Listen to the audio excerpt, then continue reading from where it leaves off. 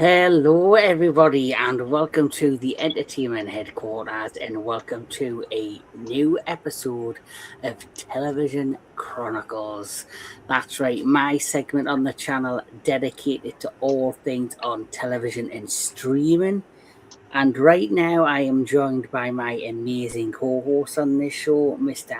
Kaiju Enigma Jake Hall. And of course, we are joined by a very special guest, and it is our good friend, Mr. Jedi Grand Velle of Jedi Grand Velle Productions. Yes, so welcome, gentlemen. All right. Good to be here. Yes, good to have you on. And of course, the reason I wanted Jedi on this because this show that we're about to look at is based on a Toho classic movie. And we love ourselves some Toho, we love ourselves some, Japanese, Korean television and film. And so, because of that, I thought this was the perfect opportunity to have him on. And this series that we're about to look at is a limited series upon Netflix, and it's based on the movie of the same title. And it is, of course, none other than The Human Vapor. And, this is a modern twist on the classic movie because this is based on this particular movie, which was also called The Human Vapor. So this, when did the original come out, Jedi? 1960. So the original is from 1960. So of course, many years later, Toho obviously was in negotiation with Netflix, and together they came up with an idea of not creating, I guess, a streaming movie, but a limited, series of 8-10 episodes of this story. But they've modernized the story and they've added a lot of political intrigue and a lot of twists and turns and so forth. So let's get cracking and talk a little bit about The Human Vapor. So, Human Vapor is a 2026 science fiction crime thriller television series based on the 1960s tokusatsu film The Human Vapor by Hiroshi Honda and I can't even say that name, Tashai Kimura. A Japanese South Korean co-production written by Yeon Sang-ho and Ryu Yong-jae, and directed by Shinzo Katayama. The series stars Shun Oguri, Yu Aoi, Suzy Hirose, and Kento Hiashi. And it is produced by Toho Studios and Wow Point, marking the first collaboration between Netflix and Toho, and was released on Netflix on July the 2nd, 2026. So that's quite interesting to think that this is Toho's first fully, partnership with Netflix, especially because Netflix is a global powerhouse. They have their streaming services worldwide. They've done amazing work with the likes of Korea and all of the amazing zombie shows and different Korean properties from there. So it's nice to see that Toho sees the reach that Netflix has, and they've taken one of their beloved films from the 1960s and they've now adapted it into this mini series. And quite frankly, I think they did a pretty damn good job. Yeah, I mean, because I was taken aback when I found out that it was part Toho, but it was South Korean production. I was like, what? I was like, okay, that's different. All right. Yeah, I think the reason Toho probably partnered with Korea is for the fact that Korea has quite its foot in the door with Netflix. Yeah. And like I said before, there's a few amazing Korean programs I've seen on Netflix. Like one of my absolute favorite, which lasted, I think, 2 seasons.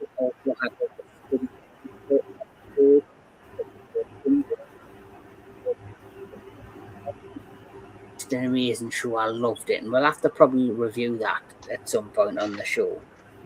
You might want to re-say that because you kind of cut out just a Yeah. little bit. So I'm saying, like, there's a show that I fell in love with on Netflix called Kingdom. Ah. Oh, okay. Kingdom for me was just a brilliant show. It lasted for 2 seasons, and there's a prequel special where it's like it's like a mini movie. It's like an hour and a half long, but it's basically the origins of the events before the 2 seasons. Oh, okay. And I'm saying we'll probably have to one day look at that and review it on the channel. Okay. Yeah, but anyway, this show starts off with where there is a television broadcast involving this lovely reporter. This is Shun Ogu. No, sorry, that is Ui. I think that's her name. I probably butchered it, but she is the television host. She plays a character called Kyoko. Kyoko, yes. So, yeah, Kyoko is the television host on this morning television program, and she's basically, doing an interview with this Professor Sano.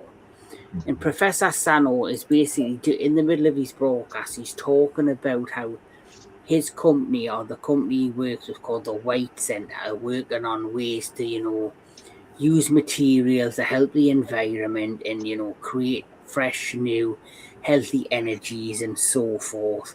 And suddenly, as the broadcast is happening, you suddenly see this mist, this vapor, basically, crawling across the floor, which I always found hilarious. Not a single freaking person can see that there's smoke in a television studio going across the floor, around people's legs, around the stage. It's just totally oblivious to everybody. And Dr. Sano, or Professor Sano, he's basically drinking a hot cup of tea. He deserved to die because it wasn't Yorkshire tea. But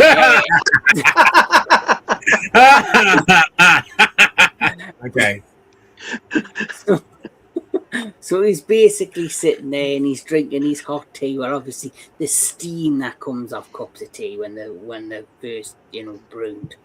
And as he's drinking, you see this mist or this vapor go up his back, up through his leg, his trouser leg. It then enters down his throat, and suddenly he starts acting, his body starts like shaking.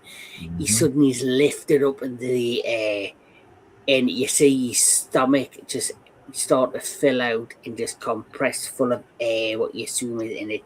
It basically looks like a giant balloon floating in the air. And then the next thing you happen, pop. Yep. Live on national television. Live in living color. Completely explodes, and this is the aftermath.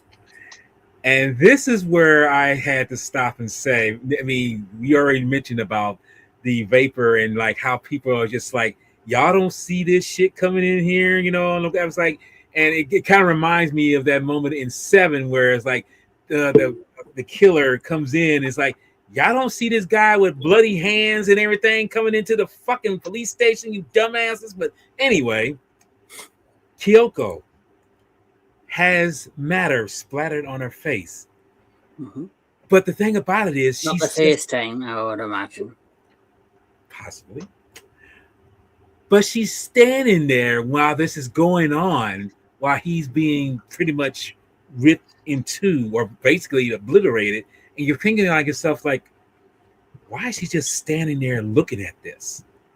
And I'm leading person, first look, till you get into the story, you're thinking like yourself, come on, woman, get the hell out the way. I mean, you need to move. Something's about to happen. And when then it explodes, it's like she's still standing there. I'm just like, this doesn't make any sense. But this is the brilliance of this show, what you think is absurd in terms of why and how, you will find out the reason why she does what she Yeah. The great thing I love about this version of the human Weber is there's so many twists and turns in the plot that you don't see them coming. And when they're revealed, you generally are surprised by some of the things that are revealed. right. I think But I think that's the reason why it's a miniseries, because you have the time, unlike the original 1961. You only get so much in a 90-minute yeah, whereas here, they basically compressed the story into a 2-hour movie, and they were limited on what they could do or what they could show, or they basically just had to get, because it is a science fiction film, they basically had to just get the story out there and just tell this story about the human Weber within the time frame of a 2-hour movie, where when you do a mini series you can stretch the plot out, and because this is like a modern version of the tale, there is some things like how he's created changed, and how the characters, there's new characters introduced and so forth. right. Basically not long after this incident, and it's all over the national press because of the events that transpire, you have a mystery man, then comes forward and calls, and he declares himself the human Weber. And he basically says that this is not the last and there will be more. He's basically foretelling that there's going to be more murders, and that basically no one's going to be able to stand in his way. And this is the human Weber. Yes. And mind, the one thing I will say about this show is I thought the effect work was fantastic. Oh yeah. I don't know if you know this, but the same people who did the effects on this particular series, believe it or not, did this effects for -1, and we'll be doing -0 also. The effects. Well, why does that not surprise me? It's in-house Toho. They're probably the in-house Toho VFX team. Yes. So if you've got the same guys and girls, which don't forget, when they did -1, I think there's only 10 or 12 people in the VX team, because when they won the Oscar for the visuals, that every member of the visual team that helped create -1 was standing on the stage, and there's only 10 or 12 people. Right. So the fact that the same team did the VF work on this does not surprise me. Yeah, and I think that's what makes it so good. Yes. I tell you what else I was really impressed with is on the opening title screen. Yes.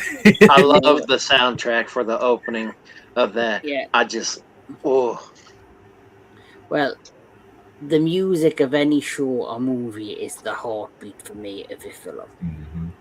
It adds the extra bit of colour to a story you're trying to tell when you have a soundtrack or a theme that basically just suckers you in from the opening credits. I feel it's really organic, really, if you think about it, because it's not something I would expect, but at the same time, it really, as you say, it sucks you in, and it's like, wow, they really are got you on this kind of roller coaster right now, and it's like, I don't know how it's going to go. And the music throughout the series is like done so well. I like that. Yes, definitely. So the next thing that happens is we are introduced to this. Well, he was suspended for some time. He's a detective called Kenji. So you're introduced to Kenji, who was a suspended detective, but he was suspended for reasons surrounding the lovely Kyoko. Yes. Because it turns out that him and Kyoko were in a romantic relationship. Which didn't start out that way. It started out with them, her, surveilling a stakeout for 24 hours, but it led to, of course, that. It led to a romance between the two, and because of that romance, he ended up getting suspended. Yes. And because it just happened out of coincidence that this event of this professor being on the cable network and explosions and all this. He is the detective put on this case, so he now has to, whether he wanted to or not, has to begin working with her to try and solve the case of the human vapor. And might I add, before we get to that part, he's sitting here in a little restaurant where this server is getting bewildered by the owner. And he sits here and tells the owner, "Hey, I'm not going to pay for this if you're not going to pay him." And the owner's going to come up and be like, "What'd you say? What'd you say? What'd you say, boy? What did you?" And then he just does this arm maneuver. He's like, "Hey, what is your name?" And of course, I forgot the server's name, but he's like, "Hey, come over here. Get my phone, will you?" And that's when he receives the call. "Hey, you're reinstated and all of that. I need you to come down to the." He's like, "Okay." So he lets the guy go, goes out, and then the server comes out. It's like, "Oh, thank you." And he sits here and gives him advice saying, "You need to leave this place and try to find something better because you're a good soul," and all of that. Yes. So, and then he ends up going to the crime scene, and that's where his lead detective, it's like, "Here's your name badge." And he's like, "Oh." And they're up in the Raptors looking, and they're looking at the video of what happened. And he's like, "Oh." It's like, and you can see plain as day that you can see the vapor, but it's like, how in the world is he up there like that? Like oblivious to the vapor. And then that's when he realizes that it's Kyoho that was splattered, that he's got to interview her, and his assistant, who's also a female officer, joins. And as he goes in there and looks at her, he just stands there, it's like, "Are you okay?" She's like, just like an instant serious stare. It's like, "Are you okay?" I was just like, wow. Because of course he's got to be a cop first, so he's got to act like that way. He's got to be professional and all that.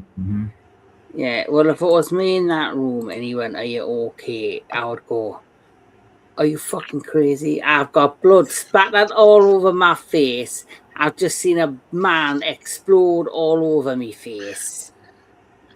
But it goes back to what my original statement was, like, why did you stand there in the first damn place? If you feel like something's about to happen, why stand there? Get the fuck out of Dodge right now, But again, we find out why this takes down like this. Well, and plus she was in shock of what she was seeing, so she was petrified. And I also love the fact that after the explosion, one of the news anchors, I don't remember if it was the guy or the female, just like, "Oh," and just falls over. No, it was a guy. It was a guy. It was a guy who felt like he's like, "Oh," and the woman just like, "Oh." She's like screaming. She's like screaming, and everybody else is like, "Oh," and then the guy's like, "Oh." Yeah, it's like he had a heart attack. It's like, oh my god, dude. Oh man, and it's kind of funny. It's kind of a twist. That's the thing I love about that. It's like we've seen it in the past, but it's gratifying to see males fainting in terms of these things, because like not all women are gonna just like, "Oh my god, it's hard," but no, guys can fall out too. They can faint and just like it's like, oh, like that. Yeah, they can do that too. Yes. At least he didn't do like the Colonel Sanders and get hit with a baseball and go. Yeah. Yeah. So this is the human vapor who were introduced, but this was the human vapor in 1960, right? Which looks like a Thunderbird's manual. Well, oh my god! Again, this is the tech. This, like I say, Super Raya. The technology that he had at his available. So it's like Oh my god! So, it looked like a blue Smurf Muppet. Yeah. Oh, that's what it was. Well, Walter Ross, would you like to continue the story? Oh my god! How does this go? Because okay, he's doing the investigating and everything, and somehow I'm trying to remember because now see I'm getting now.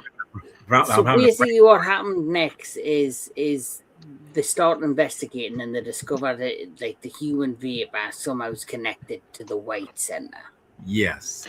And this is where you find the connection to the human vapor and basically what happened. So basically, the white center was doing an experiment on a meteorite crash. Right. I'm like I say, I had a brain fart, but now I'm remembering what happened during that time when she was interviewing the professor.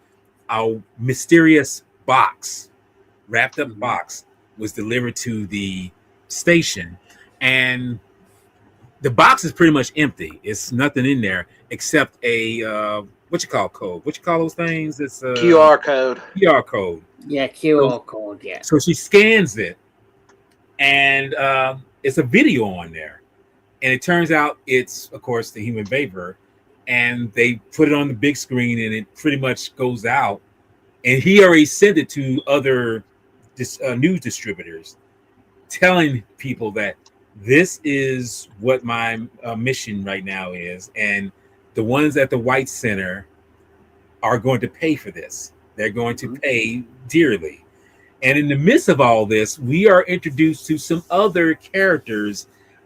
And I gotta say, this is what's so funny about a lot of these characters, but the one that stands out the most, and you don't have them on here, is the one with that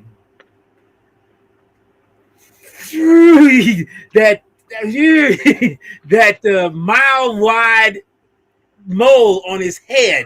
Oh, the one that sleepwalks. Dude, I'm like, I want to take a knife and just cut it off from him. You know, he's like, good Lord. Be like in Austin Powers. Mole. Yeah. Mole. Mole. Yeah, like, dude, but as we see that there's some transition from present to back, because we actually see this gentleman as a younger person, because it's the story, believe it or not, goes back 27, almost 30 years ago. Yeah. And we realize like this particular person is involved with what happened to this particular individual. Yeah. So you basically, what happens when they investigate, that they find out that 27 years ago there was an incident at the White Center. And the White Center involved how you had like the higher ups who were like doing, you know, they were in the safety gear, and there were people who were poor, who didn't have money, who couldn't afford, you know, there were low incomes and they were desperate for work. So they got these low income workers, and they were doing it. Might have, I like this because this could lead to something totally else if they did a second one. Is they made it more sci-fi. There was a meteorite crash, and they were looking at the materials of the meteorite, and because of the materials, there's like an what you assume is an accident takes place, and because of that, you then see what happens to one of the workers, and he basically disintegrates, and then you realize he must be the man who must become the human vapor.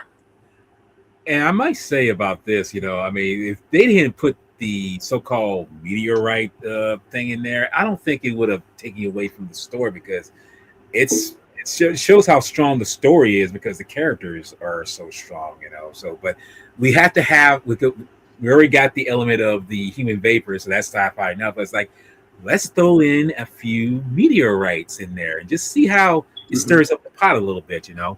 So it's interesting that's in there.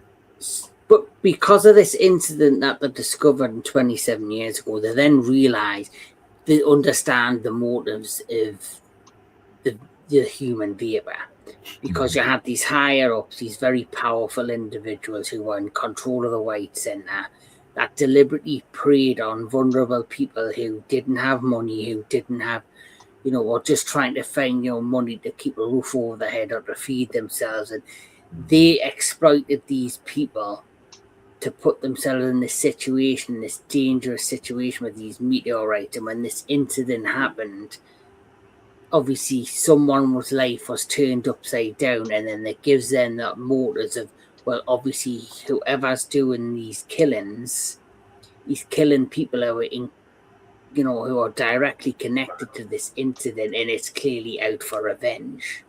And can I just? I want to add this one more thing, and then we'll keep going. But if anyone's ever seen V for Vendetta, there's a subplot that sounds strikingly familiar with this, and it makes me think to myself, it's like maybe they borrowed, but then again, it's like that kind of subplot is always around in something, but it sounds so much because in that they take people who are poor, who are desolate or anything like that, and experiment on it. And unfortunately, one of them turns out to be the one that's doing the killing. It sounds like, oh, okay, this is, but that shows how it keeps you going. It keeps you intrigued with this. So this is an interesting thing as well.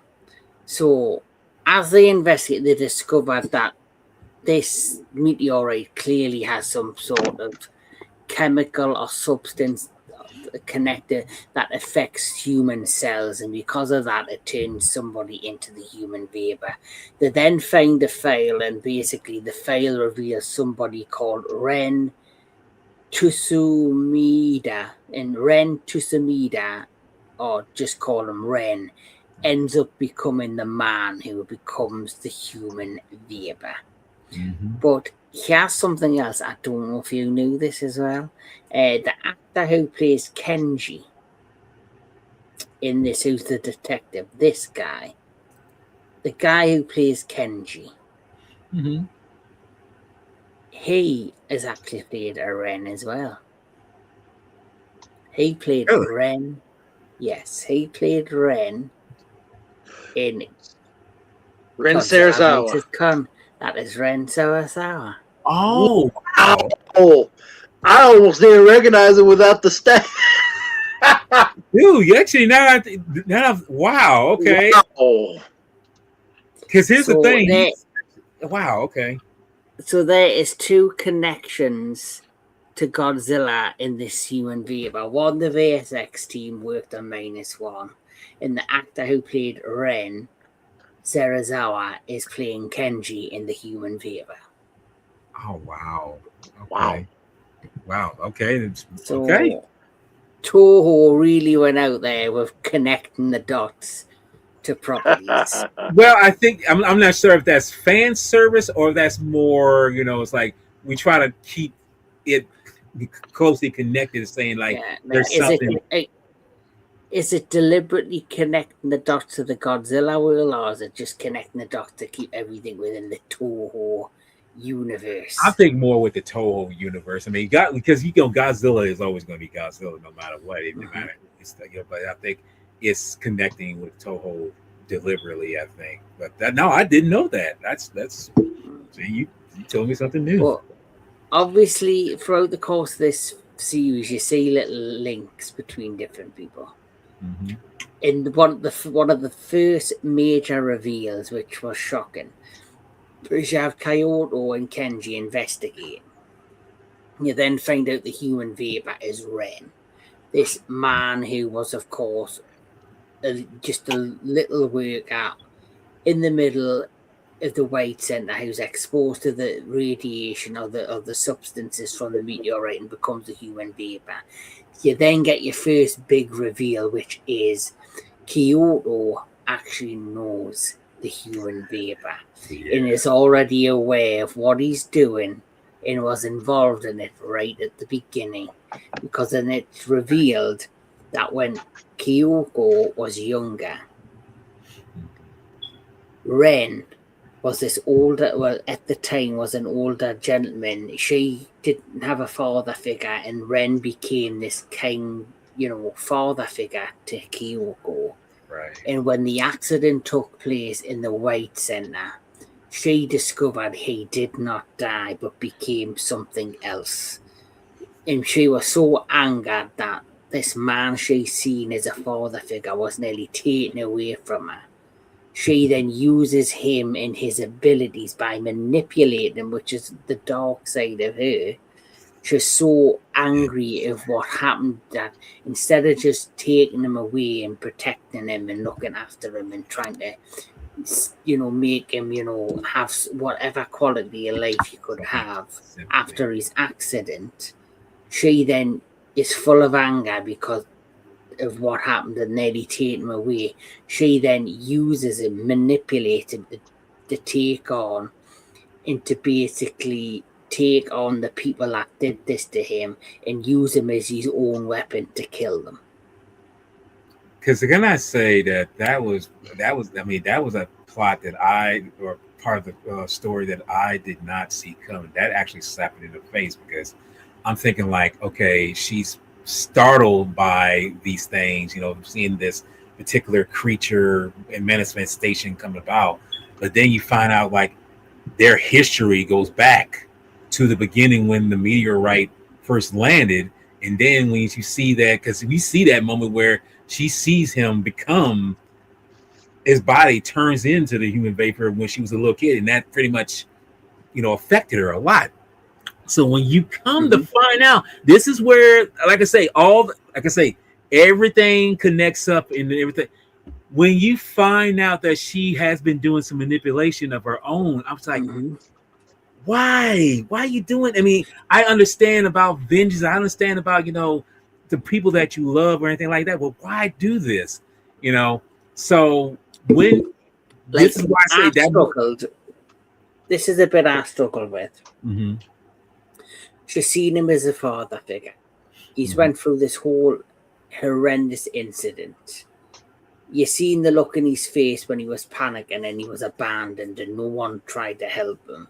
And he turns into the human vapor. She discovers he's not dead, he's alive. Instead of just taking away somewhere to live the remainder of his life or find whatever quality, let him just spend quality time with him. She was angry because of what they've done to him, but instead of, going to the authorities and revealing what's happened to him and what the White Centre's been doing to innocent people, which you could have saved a lot more, she takes this man who she once saw as a father figure and she turns them into her own weapon against them to try and take them down. So really, she's doing more harm than good because she's now using the person who she once cared about. And see, this is where, and I hate to say this, but this is where the protagonist that I thought is literally an antagonist. She is a part of the thing that I thought she was against, but it turns out, no, she has become her own worst enemy. And this, like I say, this is where it goes back to where I said before earlier, why because she was the one setting up certain scenarios to kill certain people involved that created him. So when the professor got killed, it made me realize, oh, now I understand why she just stood there. She wanted to get satisfaction. She wanted that pleasure to see someone being, destroyed by him. I was like, you're going down the Anakin Skywalker route right now. Yes. What's going on? And of course, there's this thing that she does because he's just gas. She kind of has to freeze him so he doesn't disintegrate. So there's this image where he's like this statue. Yes.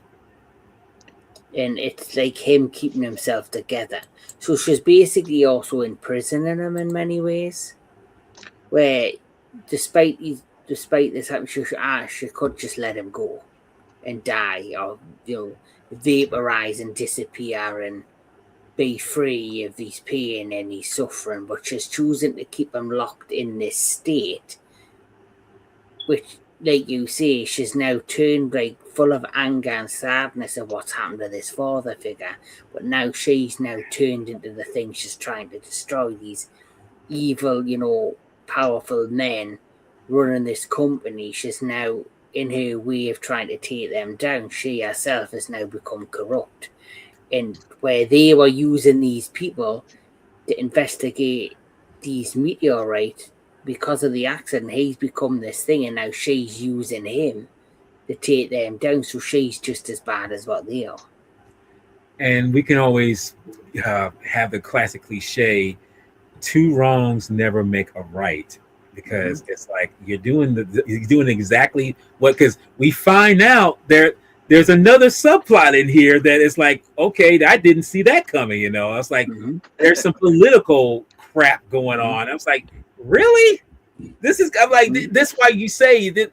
This is why I say I'm loving how this series breaks down a lot of things, you know, not just capturing, you know, getting some political, because we're introduced to like some other characters that are streamers like us, content creators, that want to get into the highlight and become bigger than what they are.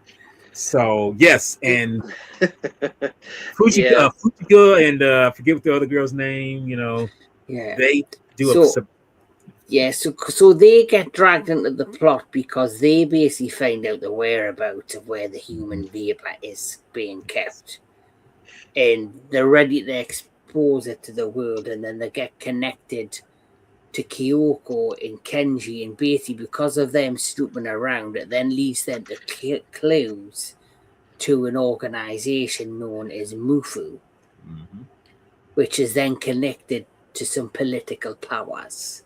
So, yeah, do you want to continue the plot? Sure. So those two content creators, the guy's like real energetic. It's like, he's a goth, basically. And then you got the girl that's got, I guess you could say they're birthmarks, or it's birthmark. That's basically what it is. She's still attractive though, but you know, they're sitting here and the guy ends up buying this rare video, or somewhat rare video. It's a music video where there's these group of girls that are singing this song at a abandoned building, and right in the corner of the building, in a certain part of the song, you see the glimpse of the human vapor. And they're like, you see it, and she goes in real close like this, and she's like, oh, I see it now, I like how that fact that they got, like I say, they look right into the camera, like, okay, get back. Yeah. It's so funny. It's so funny though. The shot right at the beginning, it looks like, you know, a pop star's about to jump onto the stage, and there's nothing with all this smoke, and not a single fucking person sees it. Right. But you've got these two YouTubers that are like, yeah, exactly. It's like, and truth be told, I thought that part of the plot was not going to go anywhere, but as it turns out, they are totally part of the story. Yeah. So they end up going to a record company where the guy who actually starred in the video and helped produce it, you know, he's listening on his little headphones from the girls, like telling him what to do, what to say, and all that. And he gives them information and all that. And then it's the girl's turn to wear the headphones, and she goes into this club that's I guess you could say almost gentlemanly like, but it's really not. It's like anyway, so she ends up being with one of the guys that offers her a drink, and they get to talking and all that, and she gets the information from him, then goes back to the vehicle. I guess it's like a mini Winnebago or whatever. It's mini. Yeah, it's very small, and she ends up getting into argument with her co-host, and she just locks him out of the van, and she's just like, I can't deal with this shit. I really can't right now. So he's like, oh, come on, open the door, let me in. This shows right here, because at the time I'm thinking, when I'm watching this, you know, these are not siblings, but it's like, no, I know sibling interaction very well, because it's like, that's That's because me being the youngest one of the family, it's like, yeah, I know that kind of banter. It's like, yeah, that's exactly what they're doing. So they end up eventually going to the abandoned uh, building, and that's where they come across the frozen statue of the human vapor. And Yeah. I can't remember if it was the guy or girl that accidentally sets off the little device. That's a good But question. I think it was the guy by accident, but it may have been I the think girl. it was. I think it was him. I think he Okay. knocked it by accident. So he knocks the stuff, and as the thing goes, the record player plays this particular song, and then all of a sudden the smoke starts, and then you see him basically butt ass naked, and he bends down holding like a pretend microphone, and he's like giving instructions, telling whoever's standing right there, what do you want me to do, and all of that. What is your wish? Kind of like a genie. And they're just like, Mm-hmm. oh. So they end up leaving the area. Or no, actually, that's when Kyoho finds them Yes, and tries to make a deal with them. because we find out that she's secretly this whatever, and I was like, what the fuck? What the hell? What are you doing here? Yeah. And then another plot of the twist is that one of the cops, who's a skinny son of a bitch. Yes. Oh my god, he was a creepy motherfucker. He was creepy. So he goes to the bowling alley where that mafia people are, and he's giving them the money and all that, and making the deal. And he's like talking about a spare, and then he takes off his jacket, puts on his gloves, and then after he makes the split, he's like, dude. I'm like, what is? It's like doing this stupid dance. I was like, what the hell? What is this? What is that? I'm like, what is this? And then he puts everything back on and explains to him what they need to do and all that, and then he just leaves. I'm just like, what in the blue fucking hell is this? I need to make a GIF or a meme of you two guys doing the dance on this. No, but I'm just saying. I'm like Jay. I'm like, what in the fucking hell are you doing? I mean, this is like you trying to like I'm like I'm a TV in the bottom. What the fuck? We no. He was like doing the damn dance. Like, look what I did. I'm like, congrats on getting this pair, but like, dude, the dance was not necessary.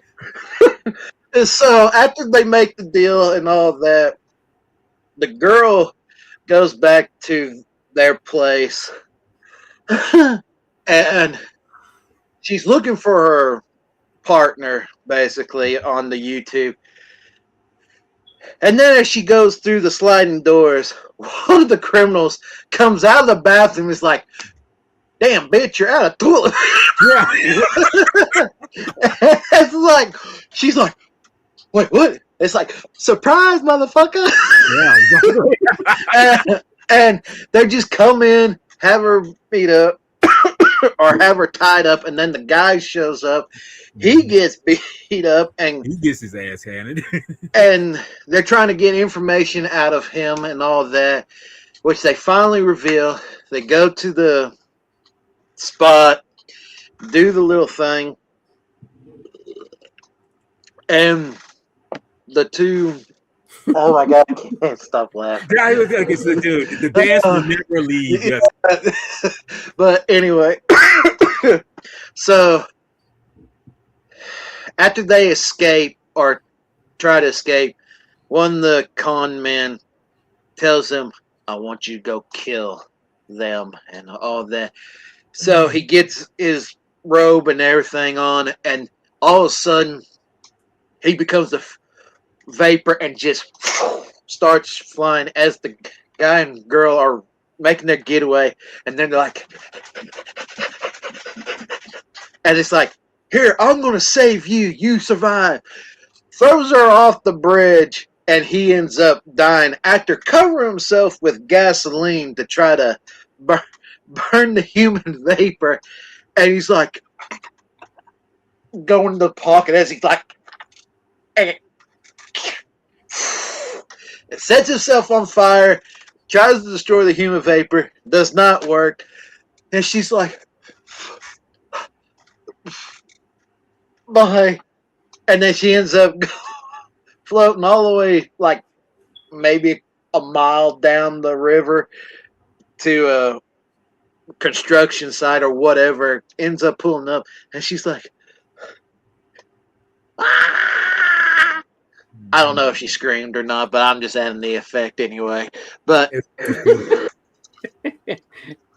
anyway, so she's traumatized, like, it's like, and then human vapor goes back, and then you go back to Kikyo or whatever the fuck her name is. Kaiko, whatever. Kyoko. Kyoko, what the fuck? Yeah, whatever the fuck her name is. So she's still trying to investigate all the stuff that's going on. And the detective's still trying to investigate too. Well, he ends up getting captured by the mafia men who are actually under the person who's trying to run for a governor position and all that. Governor Miura. Yeah, Governor Miura. So that is basically, this is the next big twist. After we find out that Kyoko has got this connection, I was trying to figure out why they introduced these YouTubers. Yeah. What's the point of it? Is it because they're going to reveal the human vapor's location to the world? But then it turns out once they get involved that they undercover this conspiracy where this governor, I've said his name before, Miura or something? Miura, yeah. Governor Miura, it turns out Kyoko isn't the only one that has the ability to control the human vapor. Turns out Governor Miura, who also was a part of the White Center and was a part of, like, the professor at the beginning who got killed and the other guy, they were in this band, like this group, and they were all connected and were all connected to the White Center. Then all of a sudden, one became a professor and he's pretending he's like doing everything for good and he gets killed. But this guy says he's using the human vapor as a political ploy. So you discover the human vapor, discover the identity, discover he could control him or manipulate him to do what he did. So he's basically using the human vapor now on top of what Kyoko was doing to create incidences so then he can swoop in and become the savior of the city and the savior to basically create this good public image so he gets elected to become the next governor in Tokyo. And it's so he's using the human vapor to create these crimes, and then he's solving these crimes or putting the clues together and saying to the people, I can protect you, I will stop the human vapor. And he's doing it as a way to get elected. And once Kyoko Kenji discovers this is where they work together to take him down. And we have to remind ourselves that there's a bigger, not so much a bigger, but there's another little subplot that involves Kenji's father. And believe it, and I'm pretty sure you guys know this. The father that's playing, the guy that's playing his father was in -1. I don't know if you noticed that. Yes. I can't remember his name, but his face looks so familiar. another connection to the kaiju universe. Yes. And also Or should I say the Toho universe. Mr. Spare, Mr. Dancy Spare, dude. He sits here and is under the governor because the governor hires him to kill the former detective that they go visit at the house, and just basically shoots him in the head point blank. He's like, "Oh, what are we doing here? Are we just stopping?" And then just turns around. I was like, I didn't expect that. I didn't expect to see that. I was like, what the? Did he just do that? It's like, yeah. I was like, damn, just point blank. He just asked him a simple question. And it's like, pow. It's like he just Pulp Fiction him or something. Like no facial expression. And then when the detective comes and starts running, you just see him like going, what happened? I can't believe it. Yeah. Like such a drama queen. Went from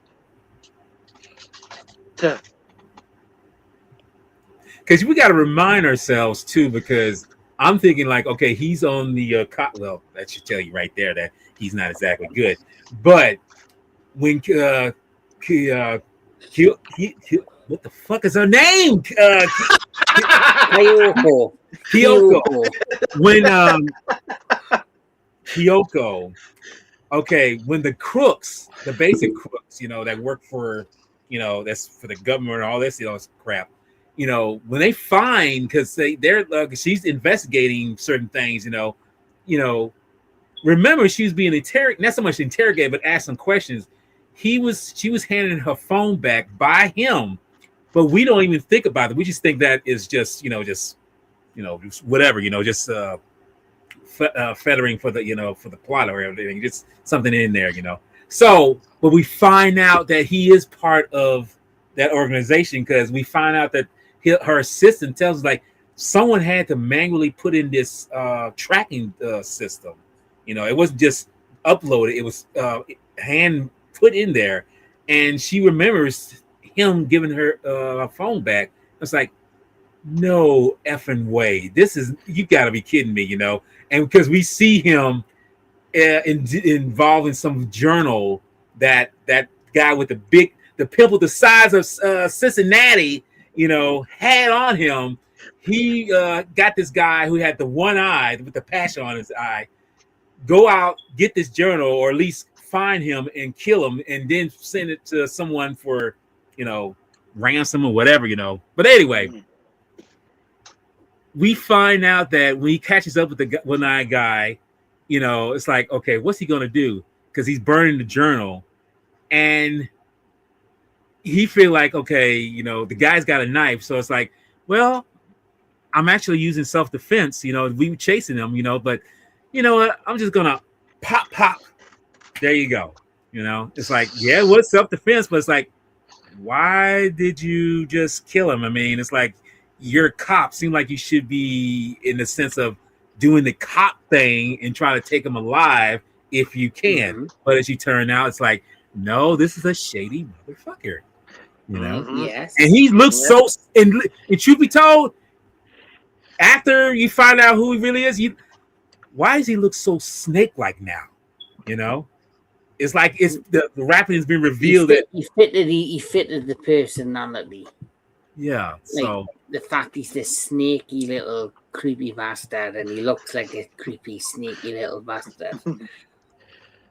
Yeah.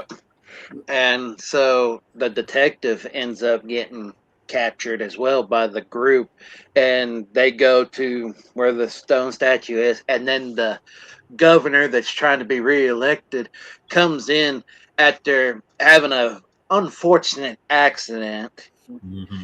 And you see his arm in a sling. It's like, do you remember me? It's nice to meet you.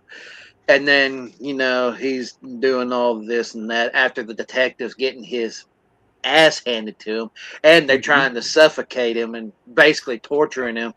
That's when he makes a decision for have the human vapor go after Kyo. I'm just going to shorten her name to Kyo. Kyoko, whatever, Kyo. But anyway, so why? he gives the order, but little does he know that he's being recorded for saying that. And so after he leaves and is fixing to prepare, because he's in his little van and all that, is getting prepared, all that, the gang is like, oh, we're going to chop this guy up. Guy's got a shirt, is shirtless, see all his tattoos, and he's got a little apron on, but the cop just basically cuts the rope, untangles, starts kicking their asses and all that, and then he's like, I gotta get out of here. So he ends up going, and then somehow the video ends up going to the YouTube girl. Yeah, and she puts it online and she decides instead of taking it to like a television network where they'll probably cover it up because it's all connected to the governor. Yeah. She decided to just stream it live on her YouTube. But And not because until it's streamed live. But not until she first take it to the other candidate that's running for governor, the female person, And this is the reason why she uploads it on her channel, on our YouTube channel, because the would-be governor, the female Timmy, it's like, if we do this, if it's not real, it could kill us, politically. So she say like, okay, you know what? I'm gonna do this. I'll make the sacrifice. And this is another thing that I love about, because this is why I say I love how stories are structured. Remember, her brother mentioned, because he was always the ones like, look at me, I'm crazy, He said that you got a personality, that really would work, that really would bring in the viewers, But she's always been, shy. Not so much shy, shy, but more reserved. Reserved about because of the birthmark she has. So she's like, I'm going to make this sacrifice and do this for Fujika. So she puts it online, and she's great. She's like, she's broadcasting this on this, It's like, and later on when she's done, I love this moment with her where she just like, she just kind of touches her face a little bit and realizes, it's like, maybe I'm not all that, disfigured or anything. Like, it's like, no, you're just like the birthmark on her face has been like our biggest insecurity. Yeah. It's just finally now let that insecurity go. Now she's embracing it. That's the thing. It's like, that's the thing I love about, because like we all have some sort of insecurities about ourselves, but it's that energy in yourself, that drive to say, it's like, take that so-called insecurity and use it for your better good, because it's like, it could bring you more than you think. It's like, hey, you never really know. You never know if it's going to work or not, And fortunately for her, it unlocked something in her that she didn't know it was there. And I think that was a brilliant part, especially with the person who's playing this part does so well. Yep. So 100%. as the governor, trying to be reelected, it's like giving his speech and all that. All of a sudden, the people's phones are like going off, and they're like, "What the hell? Oh, fuck you, dude!" Starts throwing the umbrellas back away and all that, and then the detective goes back to the headquarters, turns up the TV, and it's like, "Look at this, you son of a bitch!" Yeah, you know what? You still want him to get away? Reminds me of? You know what this reminds me of? It reminds me of Batman Returns. When the Penguin's giving his speech to the people of Gotham, saying he's going to protect them from Batman, then all of a sudden there's that voice recording saying how he hates the people of Gotham. And within seconds of them loving the Penguin, they suddenly turn on him and start hoying stuff at him, like rotten fruit and rotten vegetables, and he's got no choice but to go back to the sewers. This reminds me of that scene where he's like giving this big speech. The recording hits the internet, and then suddenly within seconds the people turn on him, and it's a similar reaction. But it does make me kind of wonder, in the Batman Returns, like he makes a good point. It's almost meta. It's like, how is it somebody always has fruits and vegetables at a talking point, at a political meeting here?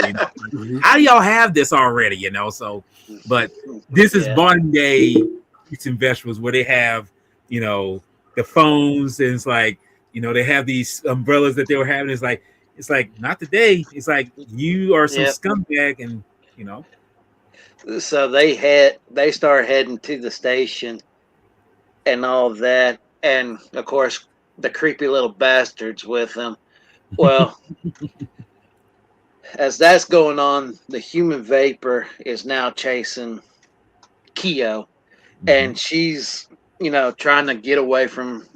Well, as they arrive to the station, because the former governor's at the top of the building, the creepy little bastard crooked cop is like fixing to go stab him, and then the female cop starts taking him to takes down all that. She gets stabbed, but yet she's able to get rid of him. And I was like, oh, thank God the creepy bastard's dead. Yes. Personally, and this is kind of me. It's like, I'm like, I have never wanted someone to die a horrific death as I ever seen, because notice how he's pulling out weapons out of every orifice in that scene. I'm like, what the fuck you got this hit up, man? What the fuck? Well, so he didn't pull it out of his ass, so. Well, all I know is his ass is only I can do that in this group. Okay. But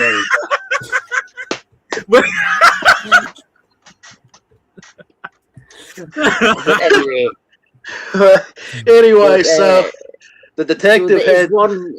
Oh, go ahead, Kevin. No, there's so basically the detective stops him, and the governor's arrested. His political career is wiped out. This is when we head to the final confrontation between Kyoko, what the fuck, and the human being. And basically, he's ready to kill her in this, in the final stages. But then she has to remind him of who he used to be. That he was once her father figure. That she is just as much to blame for this than, everything else. And it was quite an emotional scene between the two of them. Yeah, it really was. You mean when she was a little kid and he was a... yes. Yeah, it was. Yeah. And it basically, he's become this weapon, and he's being constantly just used by the governor and by her, and he's like, hey, I think he just wants freedom. He should have really died that day in the accident, but he survived. Right. And I think deep down he just wants to be let go. Because I think that's what the whole sense of knowing someone, because when you see him being transformed by the meteor, because the whole reason why he was put down there in the first place, because the guys from the White Center, the people who, pretty much were responsible for all this, they were going to blow it up, which they did. But they send, like I said, him as a guinea pig because, he's poor, he doesn't have really, and he probably could get paid for it, maybe. But it's like, since he gets atomized, vaporized, he, it pretty much does him in. And you realize in the end, it's like, all the time that he's doing these things, like, wouldn't you want someone like that who's suffering, especially when you see him coming out of the cave and he's just in pain, just in rabid pain, becoming this thing, wouldn't you, years later, if you see him again, if something like this, wouldn't you want him just to be free of that pain? Wouldn't you want him to be, just like let loose and just be no more than some weapon, just be something that, hey, at least, hey, he's a decent something, whatever it might be. But we realize, like, some people, and this is where you kind of think yourself, is part of him, the human part, totally gone, or is it more like we realize how really it shows how human beings Because he started off as like being used as a pawn, and then he became a murderer. Right. So the whole human side of him was gone. So it makes me kind of wonder: is that, like I say, it shows? I'm so sorry. Just like for that one moment where they're together in this like vault. Yes. She's explaining to him, and he goes from being this weapon or this entity to being human again for a split minute. And she, she actually finally turns and goes, "I wish you had been the father I always wanted." And then they're locked into the old is it the JCD building or something? JST, that's what it was. Yeah, they're stuck in that building, and then she's deliberately got in there as a ploy because she's sets up this explosion. And the explosion happens, and you just assume they're both totally wiped out. Right. And in one way, she's sacrificing herself because she knows what she's done contributed to him being the what he became. And she's doing this in her way to set him free. Because her own anger of once nearly losing him, she used it for revenge, but in the end she ended up hurting him even more. So that's what I'm saying. Yeah, and it's tough for the detective too, because he still had feelings for her, and he's just at the window just watching what all's transpiring. He's like, and then he's just like, I think he like crouches down and disbelief. He does. So it's just like, it was tough on him, but yet she knew what she was doing the whole time, and she literally said, "Come on, human vapor!" And that's when it happened and all that. And then you get to the end where the detective's just chilling in his crib, pretty much, and he's just relaxing to music, and then all of a sudden the smoke comes in, the vapor, and then you see the vapor start forming into the girl, oddly enough, and then it flashes back onto him, and he's like, and that's how it ends. And you want to know the weird thing about this is, I can tell it was, but the funny thing is, it was not the kind of the body form. It was more like the hair behind her head, kind of, that was giving it away. That was thinking like, that's the girl, But I kind of can tell, like, say, that seems. I mean, that's like. I mean, that was. I noticed the hair before I noticed the so-called, figure. Yeah, exactly. I was like, what the, it's like, I noticed the hair first. It's like, okay, I guess, Yeah, so they basically did a twist where they've left it open if this is successful enough to potentially do a sequel. Which obviously the original movie was a one and done. Right. But I really enjoyed this show. I love the twists. I love the political, controversies in it. I like the YouTube aspect, how it showed you like social media. They really brought the human vapor story and made it decent for modern times. That's what I think was best. Yeah, because I mean, it's because if you think about it, it really fits in this narrative of today with the technology we have. Because all the things we see broadcasting, think like, oh, that's going to make you instantly, viewership wise, rich and everything. But it's also a damaging thing too, because someone is suffering from this. You have no idea who it could be, Yes. Because let's be honest with you, this when someone films something of something tragic, it's like, are you doing this for views? Or are you doing this, because I want to show how effective this is, how damaging this is to anyone. But it's like, it's the pro and con of it. Yeah. For me, what I really love about this show is it's full of twists and turns that you don't see coming. But I love what they did with the human vapor. What you think is an enemy or is evil, he becomes very much a tragic figure in the end. He goes from an innocent man who's literally just finding work to support himself to put food on his table, a roof over his head. He's then manipulated by these powerful men. It's such a tragic story with him, who's involved in this incident with the meteorite, and then he becomes a pawn with her to get revenge, and then a pawn with the government and becomes a murderer and a weapon. So it's like there's no escape from him. It's like from one tragedy to the next, one manipulation, one thing after the other, and then he only finds his peace right at the end when she does the explosion and basically finally in her own way lets him go and sacrifices herself. And so, but for me, the story is great, the characters were great, the modern twists and turns really helped the story, and so I really enjoyed this. But here is the fun part. So, Mr. Walter Ross, because you like the original, comparing this to the original, how did you feel it fared up?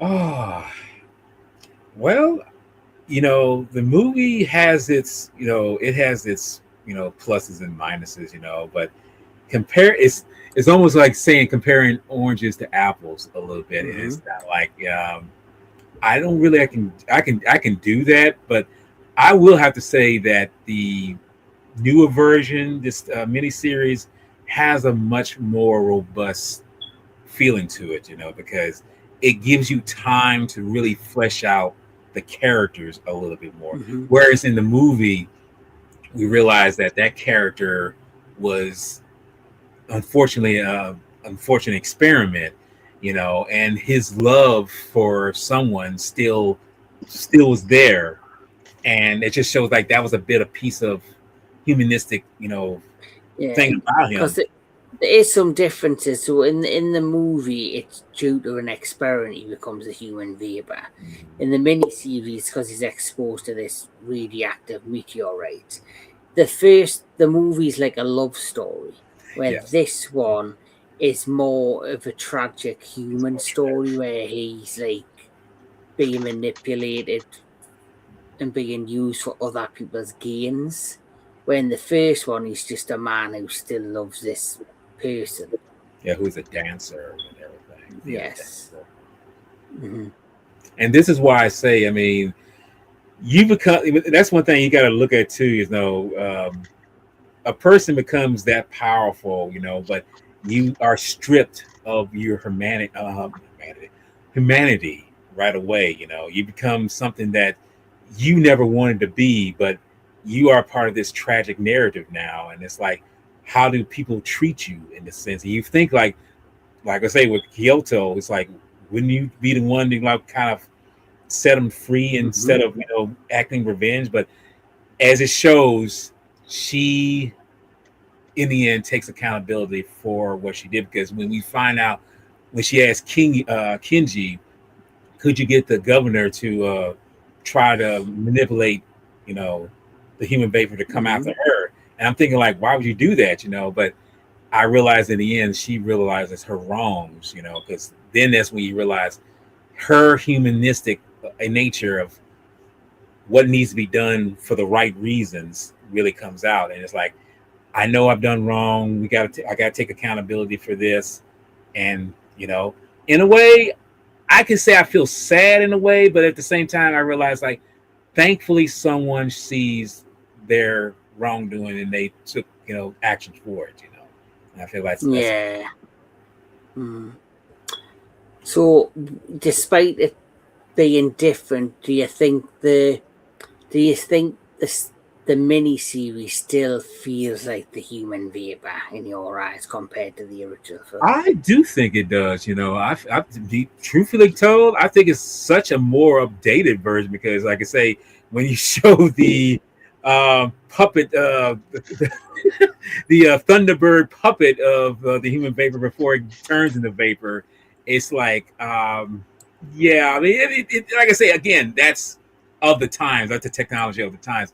Whereas here, it's more fleshed out and it's done better because you see how the vapor flows, how it flows to things, and how it can be really dangerous. When it speeds up and hits some things, like that one scene where it takes out the guy in the car and his minions, it's just like comes from above, from below, and just like boom, it's like it really shows how powerful this particular entity is. But at the same time, you realize that all it's being used as a weapon. It's not being used as you get to see it at its full potential. ferocity. Yes, exactly. Ferocity. I like that. Yeah, that's the word. Yes. So here, like I say, there is the modern human baby, and this is the original. Apples and oranges, but still both a And great of course, food, he's doing the Napoleon stance. Yes, too. exactly. No, but I think that comes with the effects, because the effects in here were beautiful. I love how well, if they're done by the -1 team, you're not going to be disappointed. And I was not disappointed. I was not. Yeah. So, Mr. Jake Hall, your overall final thought and ratings for the human baby. After watching this series twice, I really enjoyed it. I love the twists, the turns. Love the soundtrack, especially the opening. I love how they did the human vapor. I love the connection and how they told the story and the tragedy that propelled the human vapor as well. And my overall rating for this will probably be a 9.5 out of 10. Nice. Jedi Grand Velle, your final thoughts and ratings, please. I can't really say too much. Jake pretty much said it all. I mean, because I'm glad I was recommended this, and it's something totally different. I mean, true enough, it's based on something else, but it's always good to take something that is based on something and refurbish it into something that's different from what its original origins are from. And I'm glad that they did that. They didn't just like, oh, he's a part of an experiment. He's been like, you throw in meteors, you throw in political intrigue, you throw in mob ties, you throw in the cops thing, and you do have a love story in here, but it's something that is so more in there that you got to read between the lines about what's this and what's that, and why are these things being told to us in the first place. And I'm glad that it all come together, and like I say, I recommend this for anyone. Me personally, I'm gonna give this a 9.9. Nice. Yes. That's how good it is. Yeah, definitely. It's right up there. For me personally, as you know, Hollywood is the master of reboots and franchise continuations or legacy sequels.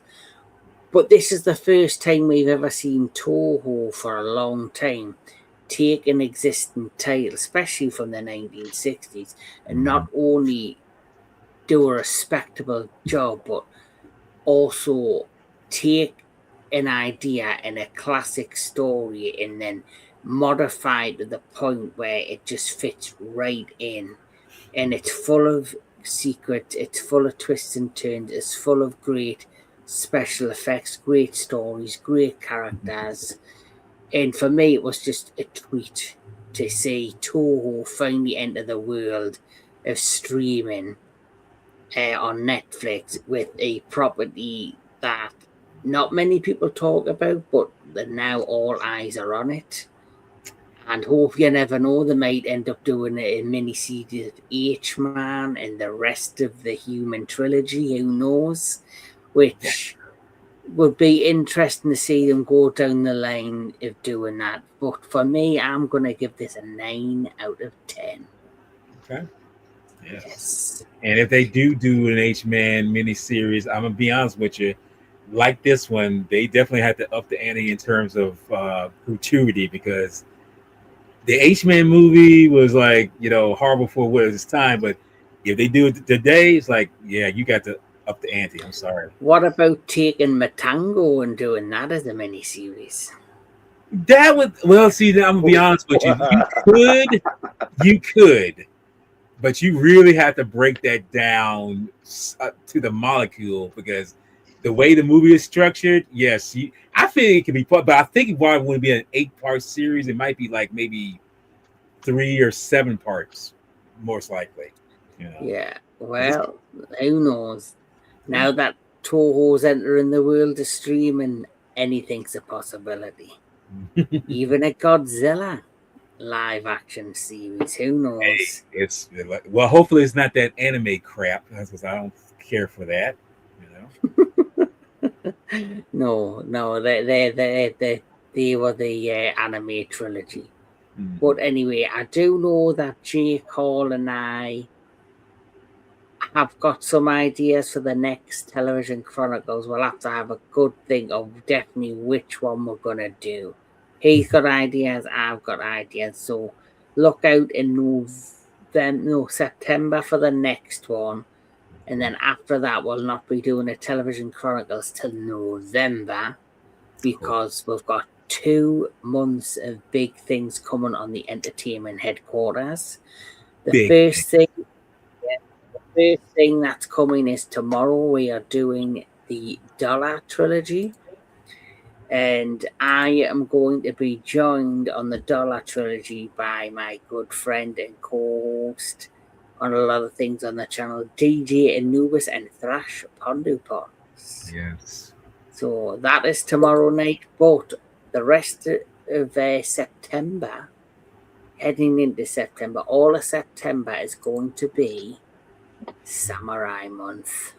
There you go. So we're doing the second Akira Kurosawa special, and I have a few more samurai movie reviews joining alongside this special.